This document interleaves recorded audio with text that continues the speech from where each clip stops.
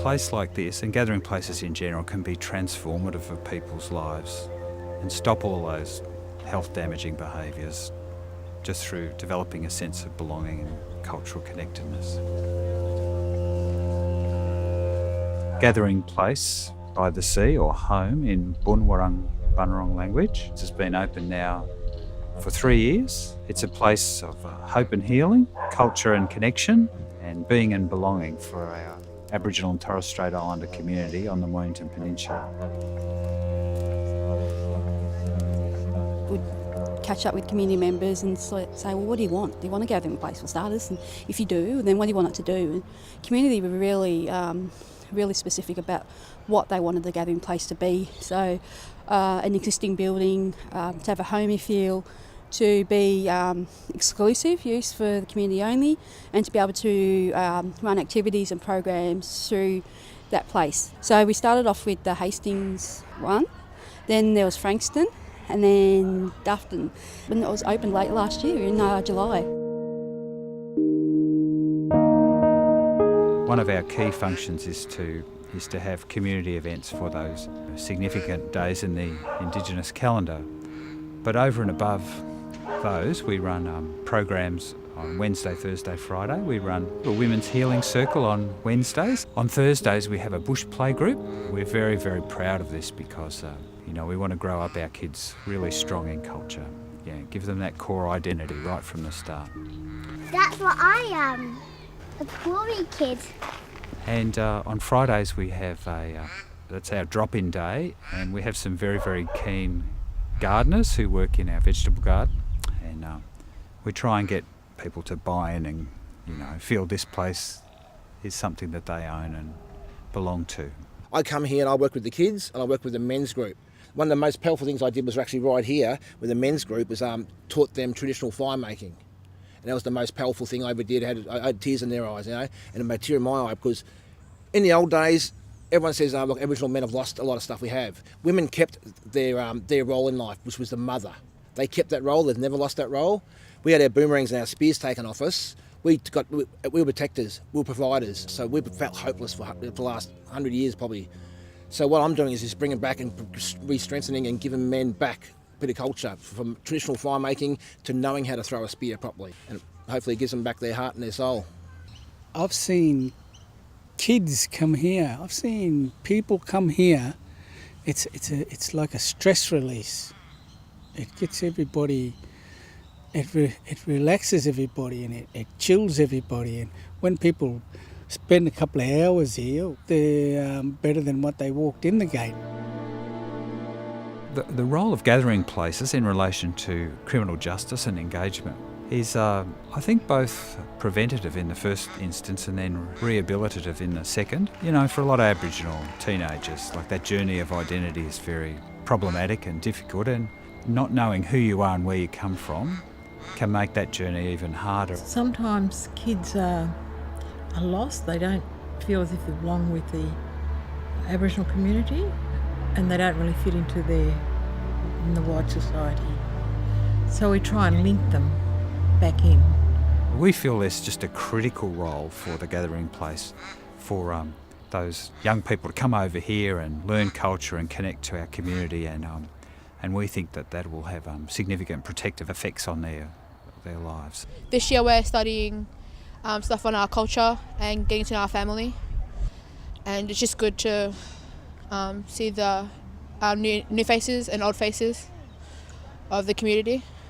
The importance of family and elders is just they're here for you. They tell you stories from when they were young, and the stories that we didn't know about our culture.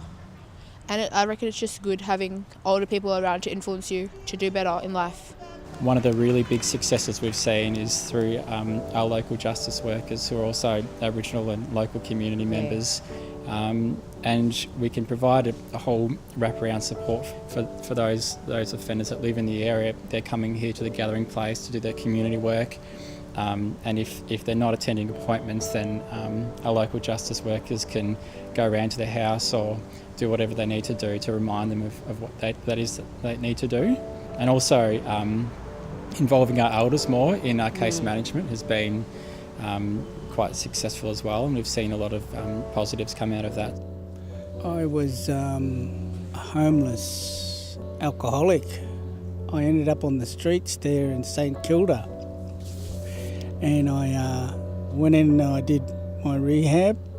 They told me in there we could organise our own sort of accommodation, and they got me a place out here. I had Hastings. I said, "Where's Hastings?"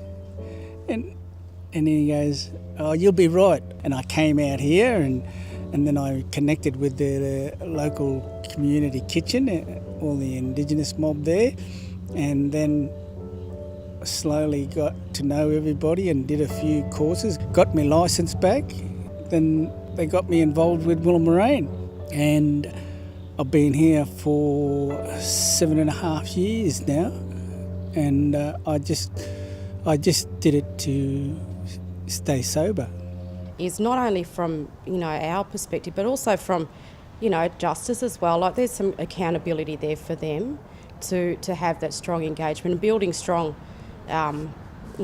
links to the community, which they're starting to do. So it's important that we're taking into account culture when we're case managing people, when we're working with them to meet their needs, and making sure that they're referred to culturally specific and appropriate sites or services as well. For so many of our people, look at history, that distrust with the law itself, with anything to do with justice. So with having me there, I think it breaks that wall down. How important it is for me is that I don't have to build that trust up. There's already that connection there. Being Aboriginal is just, that's the basis, that's it there. They don't listen to white fellas.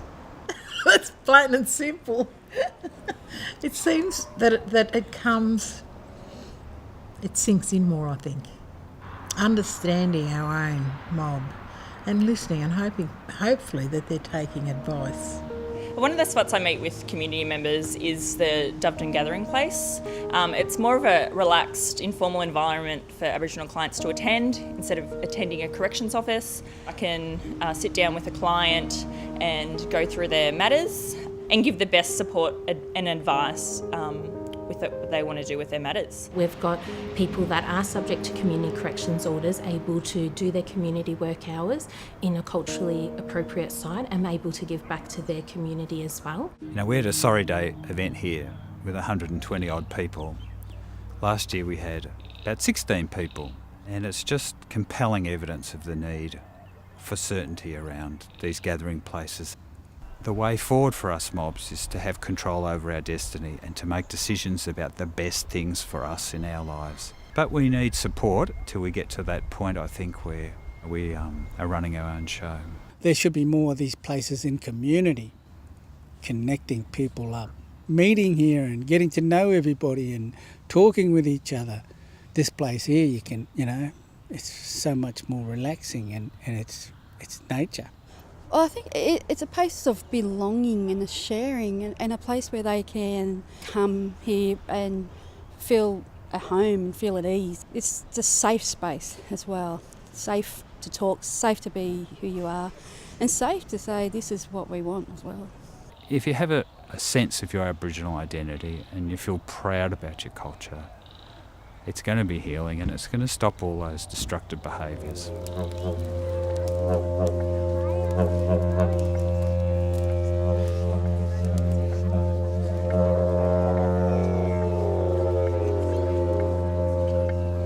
Okay.